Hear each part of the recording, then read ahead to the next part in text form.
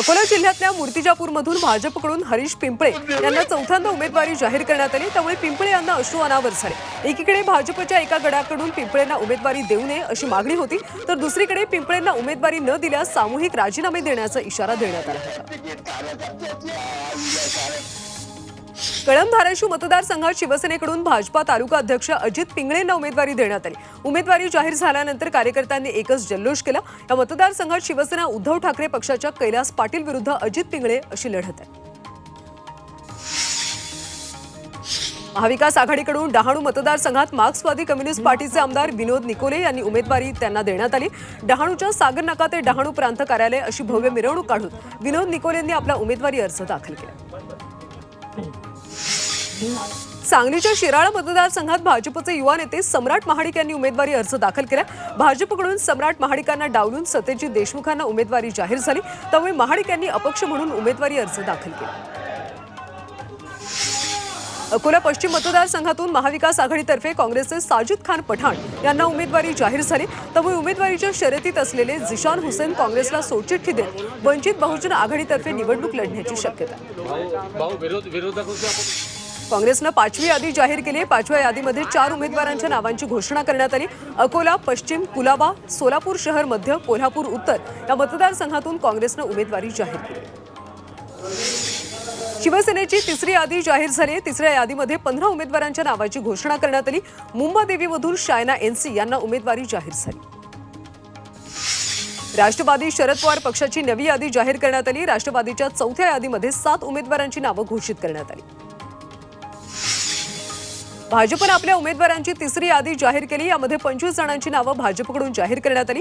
नागपूरच्या सावनेरमधून आशिष देशमुख, किशोर जोरगेवार यांना तिकीट मिळाले। राजू तोडसाम, जितेश अंतापूरकर, भारती लव्हेकर, सुरेश धस, पराग शहा, अर्चना पाटील चाकूरकर, राम सातपुते, संग्राम देशमुख यांनाही उमेदवारी जाहीर करण्यात आली। मित्र पक्षासाठी भाजपनं 4 जागा सोडल्यात। बडनेरा युवा स्वाभिमान पक्षासाठी जागा सोडण्यात आल्यात। राष्ट्रीय समाज पक्षाला गंगाखेडची जागा दिली, तर Republican party of India Athawale गटाला कलिनाची जागा देण्यात आली। बारामतीचे शरद पवारांच्या राष्ट्रवादीचे उमेदवार युगेंद्र पवार आज प्रचाराचा नारळ फोडणार आहेत। या निमित्तानं कन्हेरी गावात सभेचं आयोजन करण्यात आले। यावेळी शरद पवार, सुप्रिया सुळे, श्रीनिवास पवार आणि शर्मिला पवार उपस्थित राहणार। नवाब मलिक आज आपला उमेदवारी अर्ज दाखल करणार आहेत। ते मानखुर्दमधून निवडणूक रिंगणात आहेत। मात्र ते कुठल्या पक्षाकडून लढणार किंवा अपक्ष लढणार ही भूमिका अद्याप त्यांनी स्पष्ट केली नाही। भाजपचे बोरिवलीचे माजी खासदार गोपाळ शेट्टी आज अपक्ष अर्ज दाखल करणार आहेत। त्यांनी भाजपमधून बंडखोरी केली। त्यांची मनधरणी करण्यासाठी आशिष शेलार भेटायला सुद्धा गेले होते। सदा सरवडकर निवडणूक लढण्यावर ठाम आहेत। आज माहीमधून उमेदवारी अर्ज दाखल करणार आहेत। मात्र अद्याप पक्षाकडून लढणार की अपक्ष लढणार ही भूमिका त्यांनी स्पष्ट केली। समीर वानखेडे आज रामदास आठवले यांच्या आरपीआय पक्षात प्रवेश करण्याची शक्यता आहे। आरपीआयला धारावीची जागा मिळाल्यानं ते धारावीमधून लढण्यासाठी इच्छुक आहेत। कोल्हापूर उत्तर मतदारसंघातून आज मधुरिमा राजे छत्रपती उमेदवारी अर्ज दाखल करणार आहेत। काँग्रेस नेते माजी आमदार मालोजीराव छत्रपती यांनी हे जाहीर केलं। रात्री उशिरा सतेज पाटील आणि मालोजी राजे छत्रपती यांच्यात झालेल्या बैठकीत हा निर्णय झाला। जालन्यातल्या घनसावंगीची जागा भाजपला न सुटल्यानं सतीश घाटगे यांनी पक्ष सदस्यत्वाचा राजीनामा दिला। घाटगे आज अपक्ष म्हणून त्यांचा उमेदवारी अर्ज दाखल करणार आहेत। त्यामुळे शिवसेनेचे हिकमत उढाण यांच्या समोरच्या अडचणीत वाढ झाली। कोल्हापुरात शिवसेना ठाकरे गटाला स्वाभिमानी संघटनेचे नेते राजू शेट्टींनी जोरदार धक्का दिला। ठाकरे गटाचे माजी आमदार उल्हासदादा पाटील आणि सुजित मिळसेकर यांनी स्वाभिमानी पक्षात प्रवेश केला। महाविकास आघाडीकडून उमेदवारी न मिळाल्यानं दोघेही आता 3ऱ्या आघाडीकडून निवडणूक लढणार आहेत। शिरूर हवेली विधानसभा मतदारसंघात राष्ट्रवादी काँग्रेस शरदचंद्र पवार पक्षाला मोठा धक्का बसलाय। स्वप्नील गायकवाड आणि महेश ढमढेरेंसह अनेक कार्यकर्त्यांनी राष्ट्रवादी काँग्रेस अजित पवार पक्षात प्रवेश केला। उपमुख्यमंत्री अजित पवारांच्या उपस्थितीत हा पक्षप्रवेश पार पडला। सांगली विधानसभा मतदारसंघात जयश्रीताई पाटील यांनी काँग्रेसमधून बंडखोरी केली। त्यांनी अपक्ष म्हणून उमेदवारी अर्ज दाखल केला। जयश्रीताई पाटील यांच्या बंडखोरीमुळे काँग्रेसचे उमेदवार पृथ्वीराज पाटील यांच्यासमोर आता मोठं आव्हान असणार आहे। पालघरमधल्या बोईसर मतदारसंघात शिवसेना उद्धव ठाकरे पक्षाचे उमेदवार विश्वास वळवींनी आपला उमेदवारी अर्ज दाखल केलाय। बोईसरच्या राम मंदिरात दर्शन घेऊन जोरदार शक्ती प्रदर्शन करत विश्वास वळवी यांनी अर्ज भरला। सांगलीच्या शिराळा मतदारसंघातून भाजपचे सत्यजित देशमुख यांनी उमेदवारी अर्ज दाखल केला। शिराळा मतदारसंघामधून राष्ट्रवादी काँग्रेस शरद पवार पक्षाचे मानसिंगराव नाईक यांच्या विरोधात सत्यजित देशमुख यांची लढत पाहायला मिळणार आहे। तिरोडा विधानसभेचे भाजपचे उमेदवार विजय रहांगडाले यांनी उमेदवारी अर्ज दाखल केला। यावेळी खासदार प्रफुल्ल पटेल उपस्थित होते। भव्य रॅली काढत त्यांनी नामांकन अर्ज दाखल केला। राष्ट्रवादी शरद पवार पक्षाचे अजय मेश्राम यांनी बंडखोरी करत चक्क लोकवर्गणीतून उमेदवारी अर्ज दाखल केला। जनतेकडून एक रुपया गोळा करत उमेदवारी अर्ज दाखल केल्याचं त्यांनी म्हटलं। यावेळी माध्यमांशी बोलताना मेश्राम भावुक झाले। महायुतीचे ऐरोली विधानसभेचे भाजपचे उमेदवार गणेश नाईक यांनी उमेदवारी अर्ज दाखल केला। अर्ज भरण्याआधी त्यांनी भव्य रॅली काढत शक्ती प्रदर्शन केलं। आपलाच विजय होईल असा विश्वास गणेश नाईकांनी व्यक्त केला। महाविकास आघाडीचे शिवसेना उद्धव बाळासाहेब ठाकरे पक्षाचे उमेदवार MK मढवी यांनी ऐरोली विधानसभेतून आपला उमेदवारी अर्ज दाखल केला। भाजपचे उमेदवार गणेश नाईक यांच्यासोबत त्यांची लढत होणार आहे। नागपूरच्या काटोल मतदारसंघाचे राष्ट्रवादी शरद पवार पक्षाचे उमेदवार सलील देशमुखांना उमेदवारी अर्ज भरण्यास उशीर झाला। त्यामुळे सलील देशमुख आज आपला उमेदवारी अर्ज भरणार आहेत। देशमुखांची रॅली तहसील कार्यालयापर्यंत पोहोचण्यास उशीर झाल्याने त्यांनी काल अर्ज भरलाच नाही। नाशिक पश्चिम महायुतीचे उमेदवार सीमा हिरे यांनी उमेदवारी अर्ज भरला। महायुतीने विकास कामे केली असून मी जिंकून येणार असा विश्वास हिरे यांनी व्यक्त केला। नंदुरबारच्या नवापुरात काँग्रेसचे उमेदवार आमदार शिरीष कुमार नाईक यांनी जंगी शक्ती प्रदर्शन करत आपला उमेदवारी अर्ज दाखल केला। या शक्ती प्रदर्शनात नवापूर तालुक्यासह नंदुरबार तालुक्यातले नागरिक मोठ्या संख्येने उपस्थित होते। जुन्नर विधानसभेसाठी महायुतीचे राष्ट्रवादी काँग्रेस अजित पवार गटाचे उमेदवार अतुल बेनके यांनी उमेदवारी अर्ज दाखल केला। यावेळी जुन्नर शहरात जोरदार शक्ती प्रदर्शन करण्यात आलं। जनता पुन्हा माझ्यावर विश्वास दाखवेल आणि मला पुन्हा संधी देईल असा विश्वास बेनके यांनी व्यक्त केला। शिवसेनेचे पाटण मतदारसंघाचे उमेदवार शंभूराज देसाईंनी उमेदवारी अर्ज दाखल केला। यावेळी त्यांनी कोणतेही शक्ती प्रदर्शन केले नाही। माथाडी कामगार नेते नरेंद्र पाटील आणि निवडणूक कार्यकर्त्यांच्या उपस्थितीत देसाईंनी आपला अर्ज भरला। गडचिरोली मतदारसंघात भाजप उमेदवार डॉक्टर मिलिंद नरोटे यांनी उमेदवारी अर्ज दाखल केला। यावेळी त्यांनी जोरदार शक्ती प्रदर्शन केलं। भाजपने यावेळी आमदार डॉक्टर देवराव होळींचं तिकीट कापून नवीन उमेदवार दिला।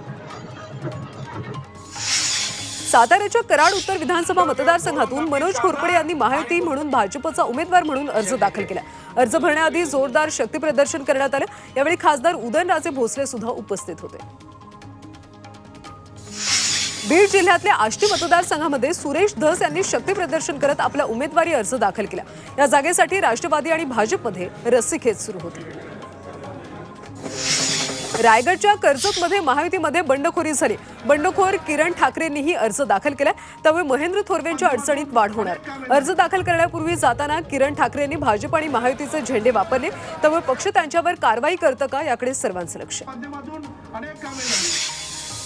काँग्रेसचे नेते केसी पाडवी यांनी नंदुरबारच्या अक्कलकुवामधून उमेदवारी अर्ज दाखल केला। केसी पाडवी 8व्यांदा निवडणुकीच्या रिंगणात आहेत। हिना गावित शिवसेनेचे आमशा पाडवी यांचं त्यांना आव्हान असणार आहे। धाराशिवमधल्या भूमपरंडा विधानसभा जागा वाटपाचा तिढा कायम आहे। राहुल मोटे यांनी शरद पवार पक्षाकडून उमेदवारी अर्ज भरला, तर रणजित पाटलांनी शिवसेना उद्धव बाळासाहेब ठाकरे पक्षाकडून उमेदवारी अर्ज दाखल केला। यावेळी जयंत पाटील अर्ज भरताना उपस्थित होते।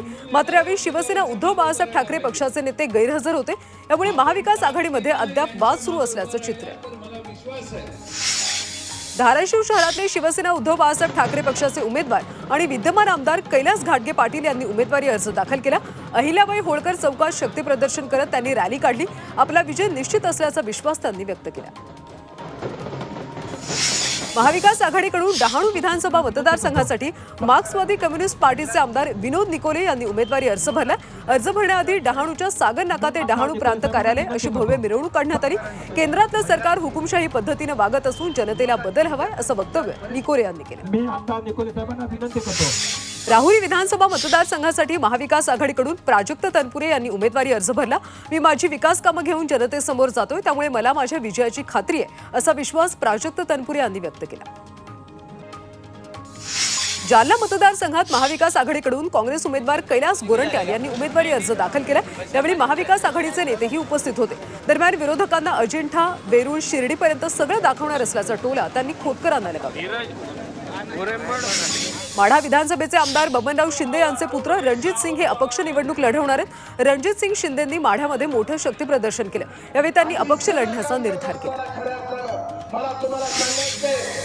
हिंगोलीच्या वसमत विधानसभा मतदारसंघातून महाविकास आघाडीचे उमेदवार जयप्रकाश दांडेगावकर यांनी जंगी शक्ती प्रदर्शन करत आपला उमेदवारी अर्ज दाखल केला। यावेळी त्यांच्यासोबत हिंगोलीचे खासदार नागेश पाटील आष्टीकर, काँग्रेसचे आमदार प्रज्ञा सातव, जिल्हाध्यक्ष दिलीप चव्हाण उपस्थित होते।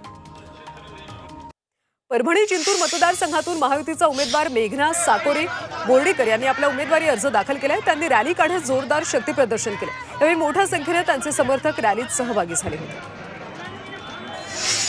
साताऱ्यातल्या मानखटाव विधानसभा मतदारसंघातून भाजपचे जयकुमार गोरे यांनी भव्य शक्ती प्रदर्शन करत उमेदवारी अर्ज दाखल केलाय। गेल्या 3 टर्म जयकुमार गोरे आमदार म्हणून कार्यरत आहेत। त्यांच्यासमोर शरद पवार पक्षाचे माजी आमदार प्रभाकर घारगे यांचं आव्हान असणार आहे। उपमुख्यमंत्री देवेंद्र फडणवीसांच्या शिष्टाईनंतर रिपाईची नाराजी दूर झाली। धारावी आणि कलिना या 2 जागांवर रिपाई निवडणूक लढवणार आहे। केंद्रीय राज्यमंत्री रामदास आठवले यांनी ही माहिती दिली। तसंच महायुतीच्या पुढच्या सरकारमध्ये एक विधान परिषद सदस्यत्व देण्याचं वचन देखील देण्यात आलं। कामगार मंत्री सुरेश खाडेंनी जनसुराज्य शक्ती पक्षाचे युवा प्रदेशाध्यक्ष समित कदम यांची भेट घेतली। गेल्या अनेक वर्षांपासून त्यांच्यामध्ये राजकीय संघर्ष सुरू होता। मात्र निवडणुकीच्या पार्श्वभूमीवर खाडे यांनी नाराजी दूर करण्याचा प्रयत्न केला। सावंतवाडी मतदारसंघात महायुतीमध्ये बंडखोरी झाली। भाजप प्रदेश उपाध्यक्ष विशाल परब यांनी बंडखोरी केली। त्यामुळे दीपक केसरकर यांना महायुतीतूनच आव्हान देण्यात आलं।